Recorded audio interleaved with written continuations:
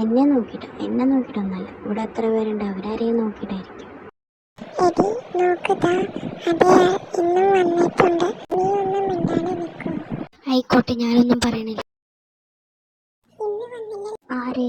നീ എന്തേലും ഒന്ന് പറയണേ, മനുഷ്യനെ മനസ്സിലാവുന്ന രീതിയിൽ പറ. ഓ എന്റെ പൊന്നു രാധു, അയാളില്ലേ എന്നും നിന്നെ ബസ് സ്റ്റോപ്പിൽ നോക്കി നിൽക്കണത്, അയാൾ. രാധു. എന്താ? അല്ല, ആരെയാണ് ഈ നോക്കി നിൽക്കണേ? എന്താടി നിനക്ക് വേണ്ട? കുറെ നേരെ അവളെ തുടങ്ങിയിട്ട്. എന്റെ മോളെ ദേഷ്യപ്പെടാതിരിക്കേ. Cool cool. നീ നോക്കിക്കൊണ്ടിരുന്ന ആള് വന്നിട്ടുണ്ടല്ലോ. ഇത് നിന്നെയും കൊണ്ടേ പോവോ? നോട്ടത്തിൽ മനസ്സിലാവുന്നുണ്ട്. ആയിരിക്കും. എന്താ സംശയം? നീ എന്ത് ചെയ്യാൻ പോവാ? നീ വാ. രാധു അതും പറഞ്ഞ് കല്യാണിയുടെ കയ്യും പിടിച്ച് അവിടെ നിന്ന് പോകുന്നു. രാധു, അയാൾ നമ്മുടെ പിറകെ ഉണ്ടല്ലോ. നീ വാ.